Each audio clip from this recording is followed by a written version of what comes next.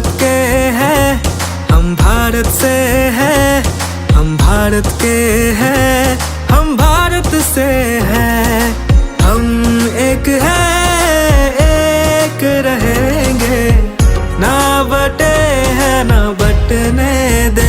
त्यांची मुलाखत कशा प्रकारे घेणार, त्यांच्या जीवनातले अनुभव घेऊन तुम्ही कसं शिकणार, अशा प्रकारचा मुलाखत हा घटक प्रत्यक्ष कसा राबवायचा, त्याचा एक मार्गदर्शक मुलांना व्हावं म्हणून आज आम्ही स्वच्छता कर्मचाऱ्यांची या ठिकाणी मुलाखत घेणार आहोत. तर या मुलाखतीसाठी आपल्या शाळेमध्ये आलेले आहेत माननीय श्री दत्तात्रय कोळस आहेत. तर हे आहेत तर या सर्व कर्मचाऱ्यांचे प्रमुख आहेत आणि त्यांच्याकडून ते आपलं काम नियमितपणे बजावत असतात.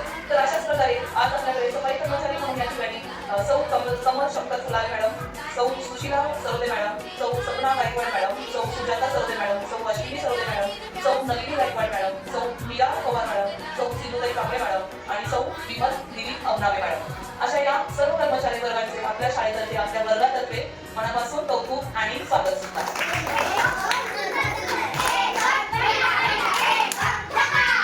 अगदीच बरोबर आहे. त्यांचं कार्य त्यांच्या नावाप्रमाणे जगाचंच आहे आणि सर्व भारत एक जगात करण्याचं काम कोण करत असेल तर आपले स्वच्छता कर्मचारी करत असतील.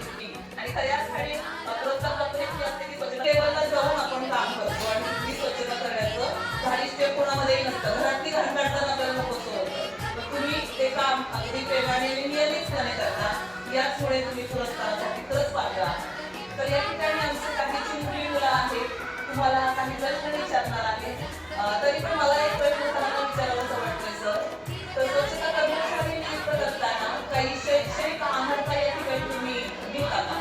ते असते का त्यासाठी ही शिक्षणाची अट असते का? हे जर शिक्षण झालं पाहिजे, साक्षर निरक्षर असलं पाहिजे, असं काही आहे का? नवीन धोरणानुसार साक्षर हा गरजेचं आहे.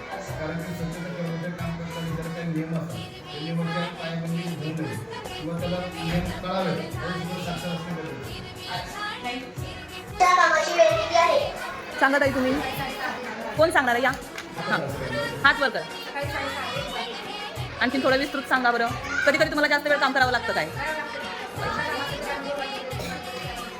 ओके, समाजासाठी स्वच्छता करताना तुम्ही तुमची सुरक्षिततेसाठी कोणती काळजी घेता?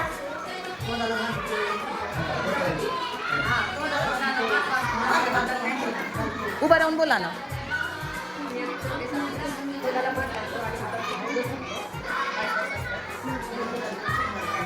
ओके. तुम्हाला स्वच्छता उपकरणांची माहिती आहे का? स्वच्छतेच्या उपकरणांची माहिती आहे का तुम्हाला? नाव?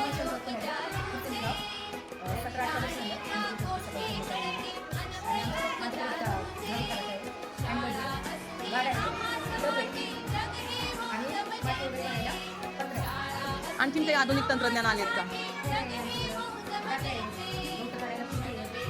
नवीन मशीन नाही प्रोव्हाइड केलं तुम्हाला गवत काढण्यासाठी किंवा कचरा उचलण्यासाठी?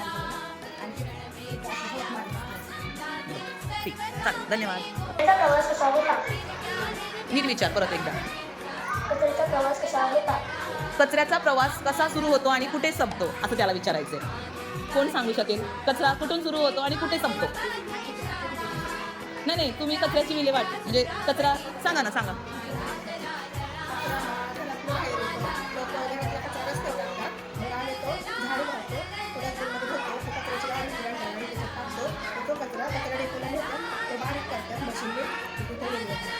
व्हेरी गुड, खूप छान, खूप. कचऱ्यामध्ये मौल्यवान वस्तू सापडली आहे का? कचऱ्यामध्ये कधी मौल्यवान वस्तू सापडली का तुम्हाला? कधी ज्याला सापडली असेल त्यांनी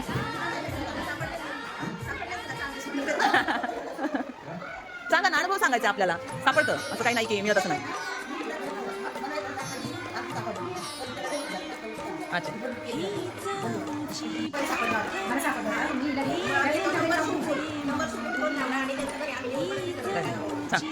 कचरा वेचताना कधी एखादी मन हलवणारी घटना झाली आहे का?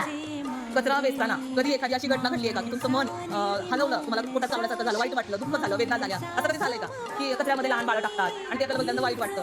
नाही आलं? बरं, कामामुळे कधी आजार किंवा दुखापत झाली आहे का? सांगा, ज्याला येतं त्यांनी सांगा. सांगा, सगळ्यांनी बोला. अच्छा, कोरोना.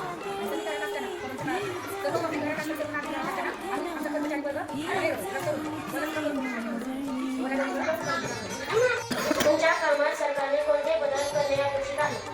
कामामध्ये सरकारने अजून कोणते बदल करावे असं तुम्हाला वाटतं? ठीक आहे, सफाईच्या संदर्भात आहे. बाबा घरातनं निघाला कचरा आहे. तो निघाला कचरा सार्वजनिकांना पडताय त्या सिस्टमला दिला तर ते पुढे जाईल. कारण की नागरिकांचं आरोग्य हे थोडी तरी आपल्या हे होऊ शकतं रोगराईमुक्त होण्यासाठी. जर आपल्या घराचं सुरुवात जर केली कचरा मुक्त घर किंवा कचरा मुक्त शहर किंवा कचरा मुक्त भाग केला तर अजून हे बाबा होईल. आणि सरकारला जर विनंती करता येईल बाबा प्रबोधन करून त्यांच्याकडे करावे जेणे हा एकूण सगळे काम करा.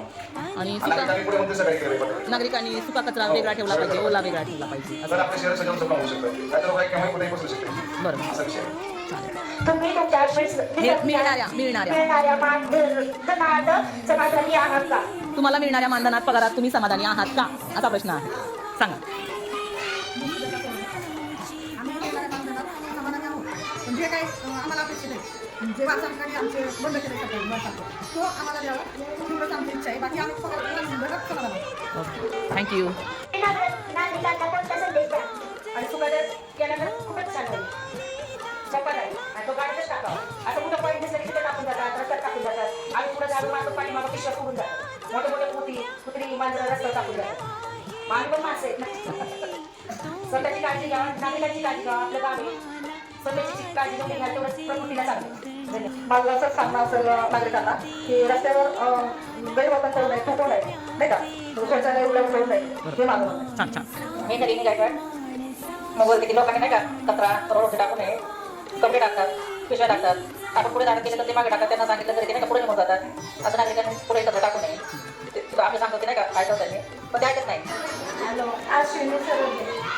मुलांनी कचरा केला नाही पाहिजे ना. हां. कागद वहीचे का तुम्हाला स्वच्छता कर्मचारी म्हणून काम करण्याचा किती अनुभव आहे? आणि हे आधीच झालं जेवायचं. हां. तर ते माणसं विकत कचरा केलेला त्याच्यावर सगळं फेकला. आम्हाला तुमचं नाव साहेब असं. आणि सगळं कचरा केला. हो ना. आणि आपण कुठं भांडायला उलट भांडू नये असं मला वाटतं. ओके, ठीक आहे. ही निरागरी पवार ते लोक घरात जेवढे कचरा टाकतात ना त्यांनी कचरा बाहेर टाकायला पाहिजे, मध्ये टाकायला पाहिजे. बाहेर त्याने होते घरात होते. धन्यवाद. आपण जर सगळं आपण स्वच्छ ठेवतो तसं परिसर स्वच्छ ठेवावा आणि रस्त्यावर काही टाकू नये.